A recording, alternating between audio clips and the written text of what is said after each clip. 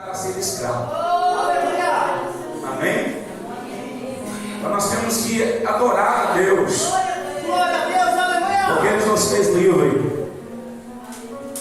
E quando eu estou falando de livre, de liberdade, não libertinagem, eu estou falando de algo que talvez muitos dos seres humanos, eles ainda não provaram essa liberdade. Porque nós vemos muitas pessoas que, mesmo que eles não estão dentro de um presídio, não estão encarcerados, eles vão e voltam para onde querem, mas muitas dessas pessoas, dentro delas, elas se sentem aprisionadas por uma coisa ou outra.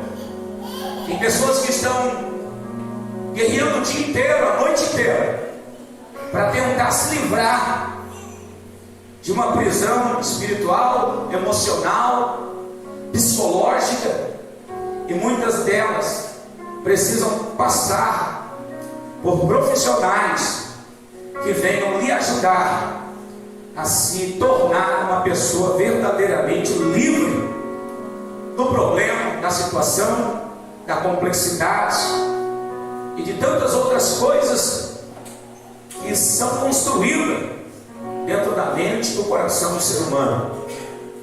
Mas hoje eu não quero falar de liberdade emocional, psicológica.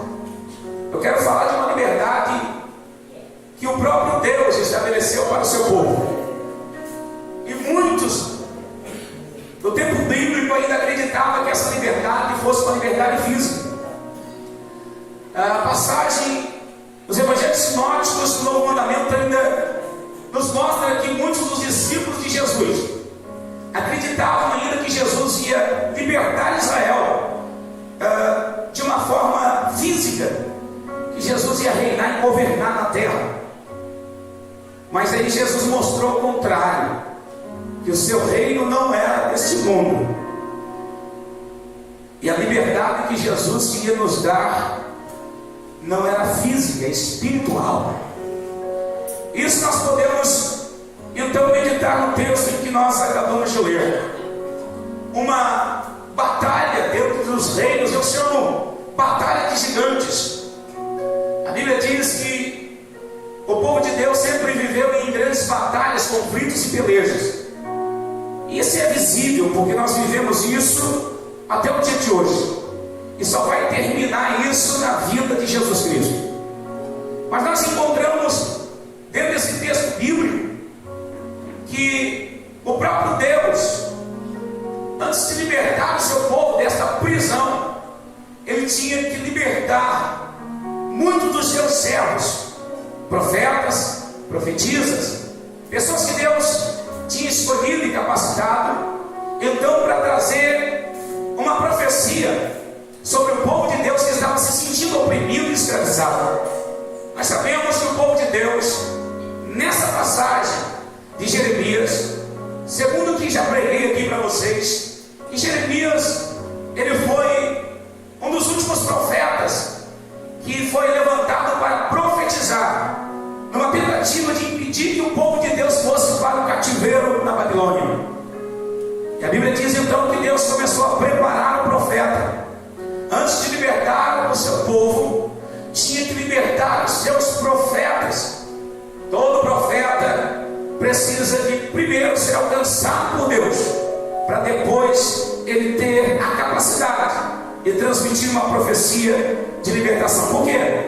Porque o profeta precisa ser convencido pelo próprio Deus que essa profecia não é um pensamento do próprio profeta, ou uma construção de ideologias ou de achismo que o profeta iria construir. Então Deus tinha que trazer essa revelação no íntimo, no profundo, na alma do profeta.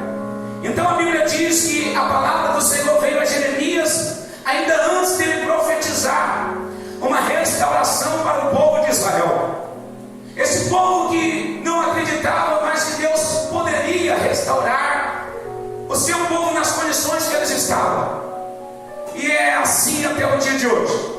Há muitas pessoas que não acreditam que Deus pode restaurar a sua vida, que Deus pode curar enfermidades, que Deus pode quebrar rebeliões, e que Deus pode fazer aquilo que o homem não pode fazer. A Bíblia diz então que a palavra do Senhor vem a Jeremias, e eu fico impressionado da forma que Deus traz a profecia, a revelação, porque Deus usa as coisas bem simples e humildes.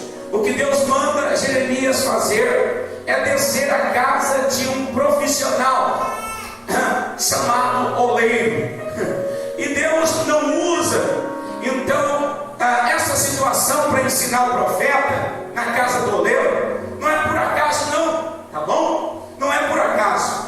Então quando Deus diz, vai e desce à casa do oleiro, e eu vou te fazer ser conhecido a minha palavra. E a Bíblia diz que o profeta então sai e vai à casa do oleiro. É impressionante que no ponto geográfico, irmão, de Jerusalém para sair à casa do oleiro, os oleiros da época, eles construíam as suas casas junto aos rios, da onde eles extraíam as suas obras-primas para trabalhar no barro ou no vaso. Então, se fosse para encontrar um oleiro em Jerusalém, propriamente ele tinha que realmente descer, porque Jerusalém fica no topo, no pico de Moriá. Então ele tinha que sair de Jerusalém e sair dos muros de Jerusalém para fora e procurar onde estava a casa do oleiro, próximo aos ribeirinhos, aonde o oleiro extraía então o barro para construir a sua obra.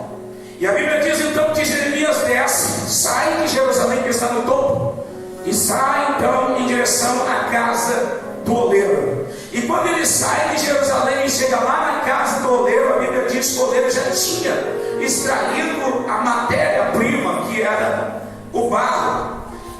E a Bíblia é meio equivocada quando ela fala de barro. Nós entendemos que realmente é o barro, mas a tradução original aqui está falando de pó.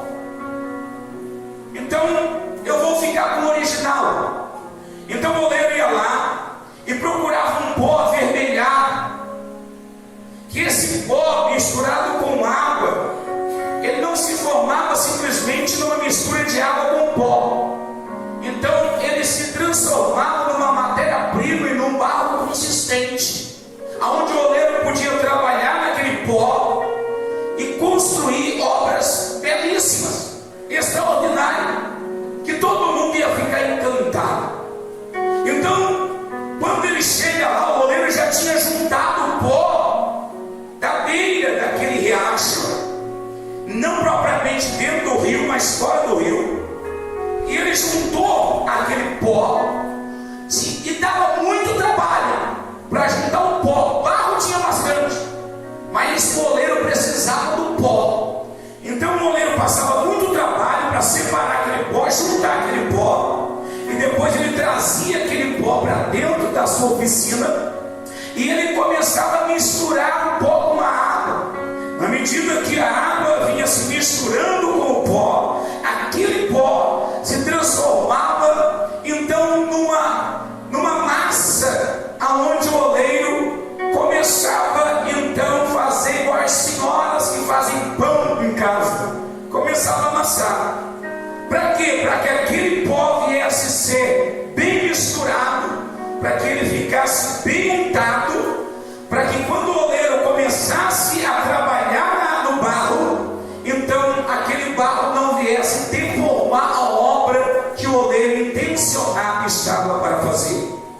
A Bíblia diz então que Jeremias chega no momento em que o oleiro já tinha juntado o pó com a água, e ele estava trabalhando na moldura daquele pó, que tinha se transformado numa massa, e o oleiro está lá trabalhando.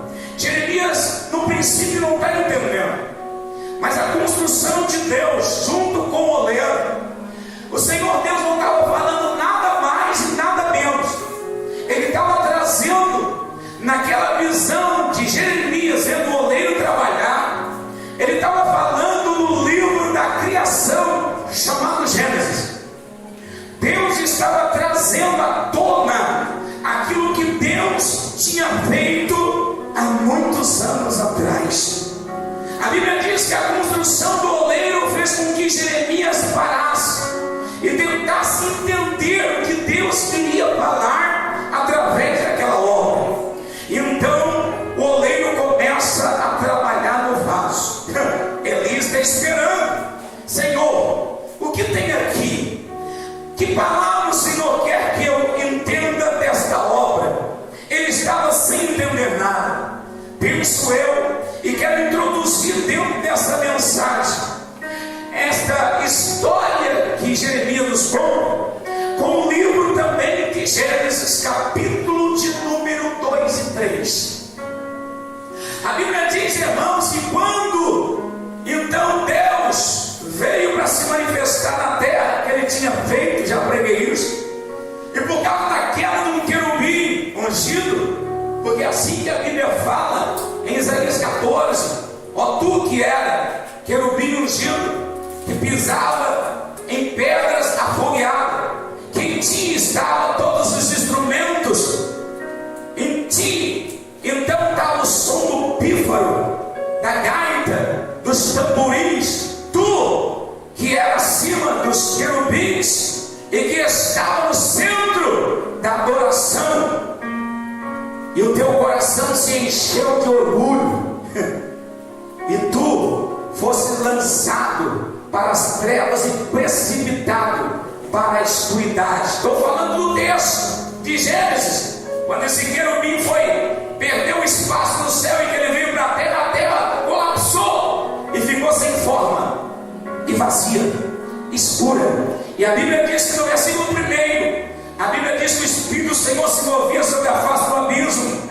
Era uma escuridão. E Deus começou a criar o mundo. Primeira coisa, haja luz. E o haja de Deus foi criando tudo que Deus dizia: haja. Então criou o mundo vegetal, o mundo animal.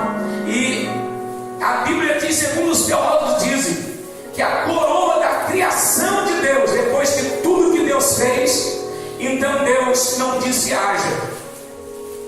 Deus foi e começou a trabalhar com esse oleiro de Jeremias 18.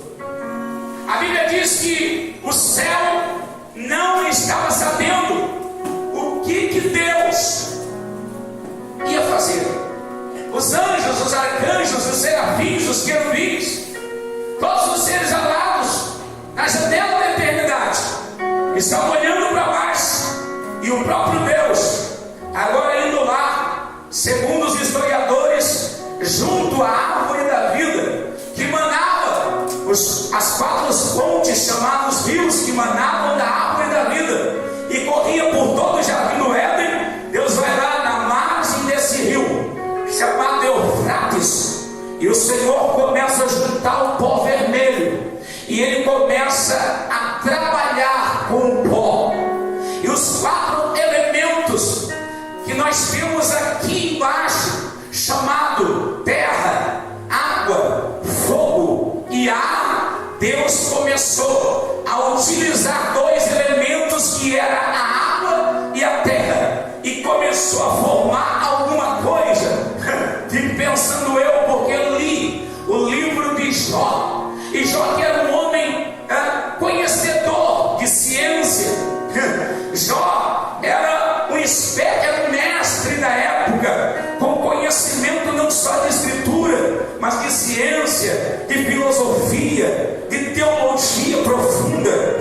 A Bíblia diz que agora Deus estava ali, o próprio Jó começou a testificar no seu livro, e dizendo assim, no capítulo 42, eu achei que eu te conhecia, mas agora descobri que eu te conhecia só de ouvir falar, mas agora os meus olhos estão contemplando a tua glória. A Bíblia diz que Deus começou a trabalhar no pó, lá no jardim do Éden, e os anjos, os arcanjos, os querubins na janela da eternidade, sem saber o que Deus estava fazendo, imaginando, o que ele vai fazer? E Deus começou a juntar a terra e a água, e começou a formar o corpo do ser humano.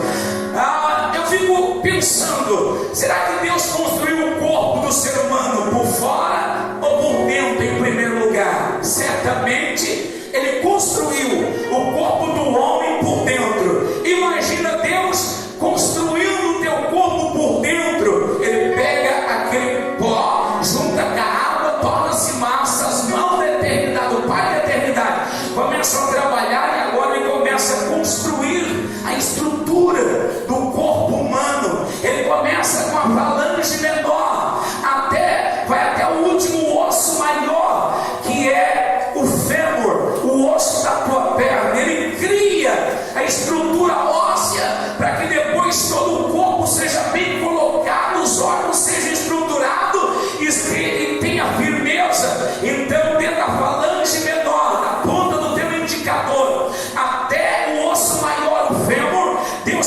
criou a estrutura óssea, e Deus construiu, segundo a palavra de Deus, 613 ossos no teu corpo, como também criou 613 mandamentos dentro da lei de Deus, para nós guardar a bondade e misericórdia do Senhor.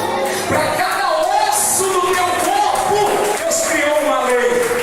A Bíblia diz que depois dele criar a estrutura óssea, ele começa então a criar agora, então, os órgãos dentro do corpo humano, isso, baço, fígado, intestino, ovário, para as mulheres o útero, para os homens também o pulmão, o coração. Deus começa a criar todos os órgãos dentro do corpo. Depois ele pega o barro, tudo no barro, ele pega o barro e agora ele cria então as veias que começam a dar conexão a cada órgão dentro do seu corpo, tudo no barro.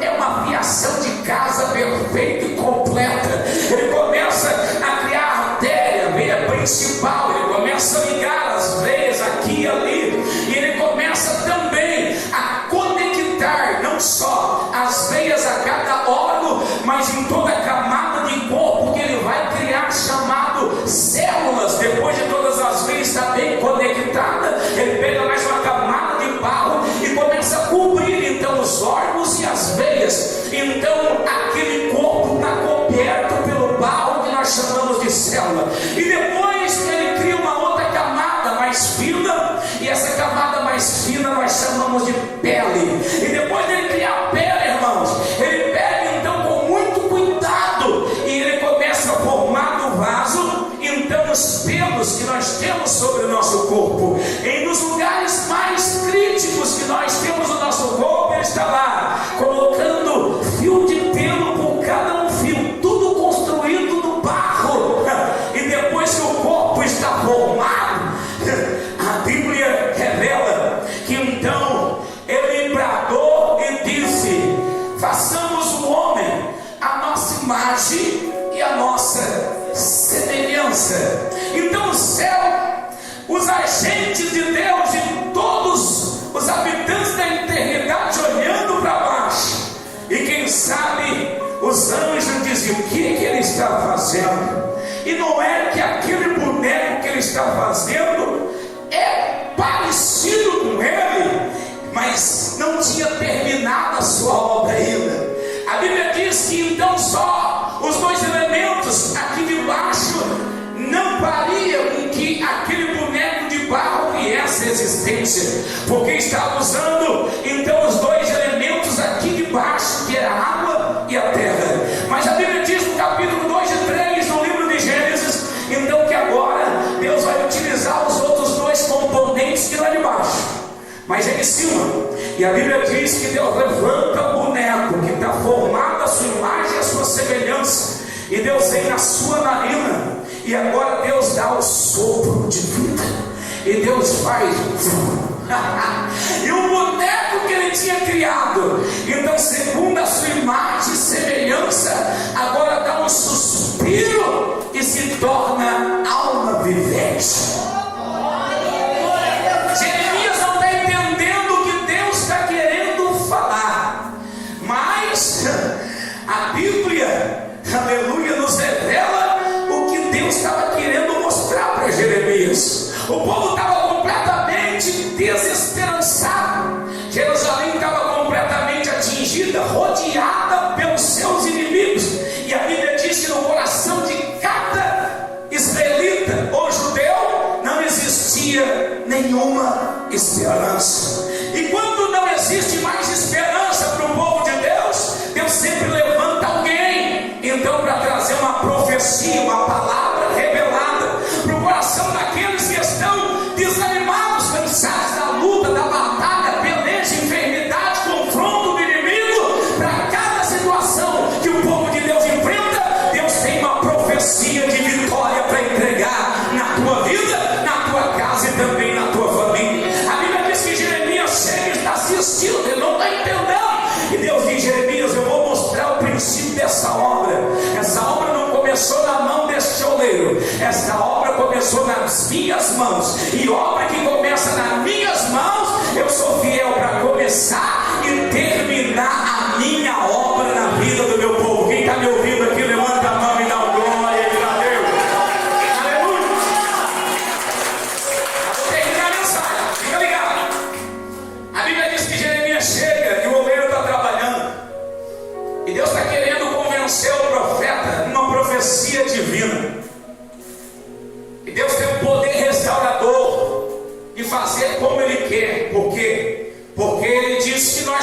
barro na mão do oleiro.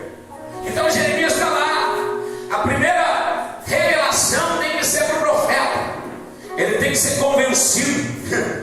E a Bíblia diz que o profeta continua assistindo e nada acontece. Simplesmente uma obra bruta na mão do oleiro. E de repente o oleiro começa a amassar então aquele barro. E ele chegou num nível que o oleiro achou por bem que agora o barro já estava preparado para manifestar ou formar aquilo que estava no coração e na mente do oleiro. Porque a Bíblia diz, irmãos, que nenhum pensamento de Deus pode ser impedido. Porque tudo que acontece na tua e na minha vida, primeiro passa pela mente de Deus, e depois Deus libera a profecia, para que Deus se revele na tua vida através daquilo que você precisa. Então tudo aquilo que eu estou pensando agora, muitas das vezes não alcança o pensamento de Deus. Por quê? Porque o pensamento de Deus é mais alto do que os teus pensamentos e os meus. Ainda que tu esteja pedindo uma grande vitória, Deus está dizendo, mas a vitória que eu tenho para te dar é maior do que essa que você está pedindo, e eu vou operar segundo aquilo que eu projetei para a tua vida. E eu tenho certeza que você não vai se arrepender daquilo que Deus tem prometido para você. A Bíblia diz que o oleiro começa a agir no barro, e Deus é paciente, porque Deus está esperando Jeremias ser atraído pela obra. Jeremias também desatento, mas Deus é paciente, e Deus deixa Jeremias ficar assistindo isso. Jeremias te envolve. Deus queria que Jeremias se envolvesse na obra do oleiro. Porque quem não se envolve na obra do oleiro, irmãos, não pode ser transformado em vaso belo e precioso.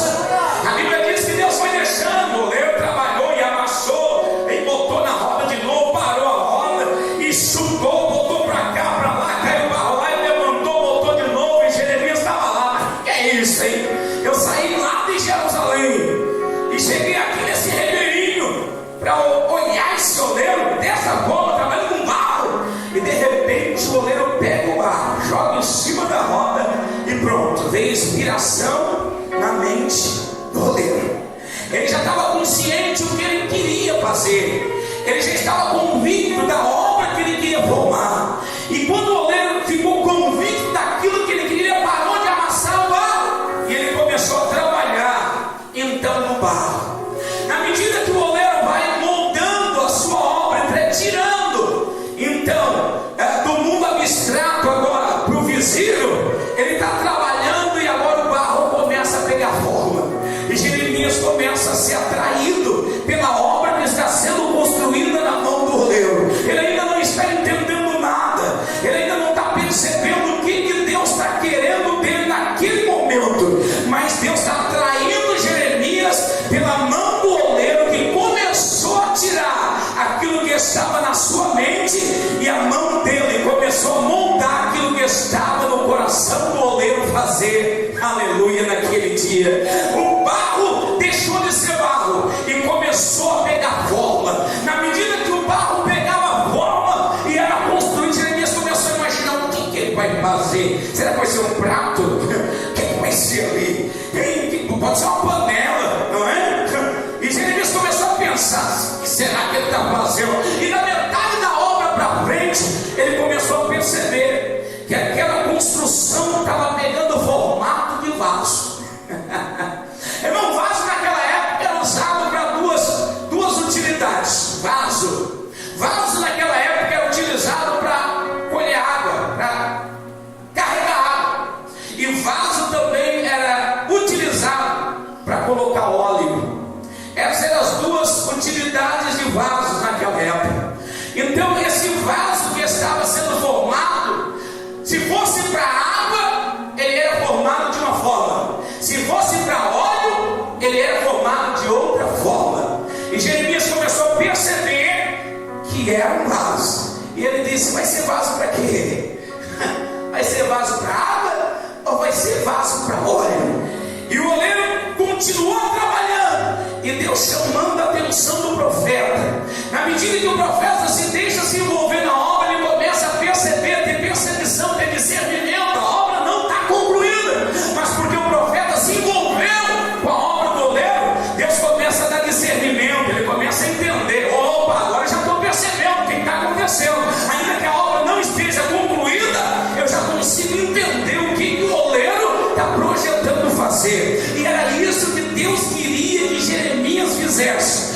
se envolvesse na obra do oleiro, porque no final da obra tinha uma profecia revelada para o seu povo, onde o nome do Senhor ia ser glorificado. Eu fico pensando, irmãos, que muitas das vezes Deus te chama para descer a casa do oleiro. Eu não sei de onde você veio, alguns eu até sei, aleluia, mas tem pessoas que talvez eu nem sei de onde você veio, e você também nem sabe o porquê que você saiu de lá, e você desceu aqui, e Deus falava no meu coração, e dizia: meu servo, esse lugar nada mais é e nada menos do que a casa do oleiro.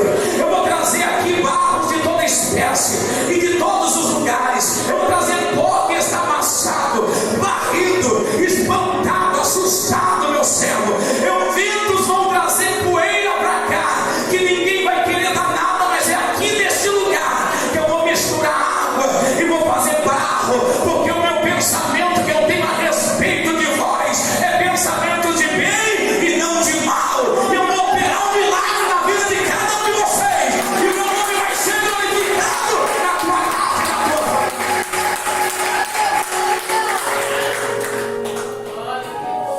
A Bíblia diz que o profeta teve que se envolver na obra, e quanto mais ele se deixava envolver, mais discernimento ele tinha. Glória a Deus, aleluia. O que o oleiro estava fazendo?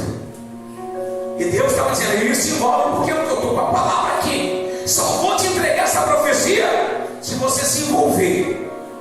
Você vai ter que se envolver. Segundo os historiadores, diz que Jeremias, ele passou quase um dia inteiro assistindo o oleiro trabalhando nas obras. E de repente o coração de Jeremias foi atraído, porque o pensamento do oleiro se manifestou no mundo visível. E Jeremias viu que era um vaso, e era um vaso bonito. Aí Jeremias olhou para o vaso: puxa vida, hein? Valeu a pena, hein? Uma obra maravilhosa. Agora eu estou vendo que esse oleiro aí, ele sabe trabalhar. E o coração de Jeremias se apegou, mas o oleiro não tinha terminado a obra. E a palavra de Deus diz que de repente a roda gira, e a mão do oleiro se descuida, e de repente aquela obra que estava formada perdeu a forma. E Jeremias diz: puxa vida, perdi tempo. Mas a Bíblia diz que Jeremias vê o oleiro pegando o vaso que está informe de novo e começa a amassar. E agora Jeremias está dizendo: puxa vida, vai começar tudo de novo. Vai levar agora mais uma noite inteira para esse oleiro formar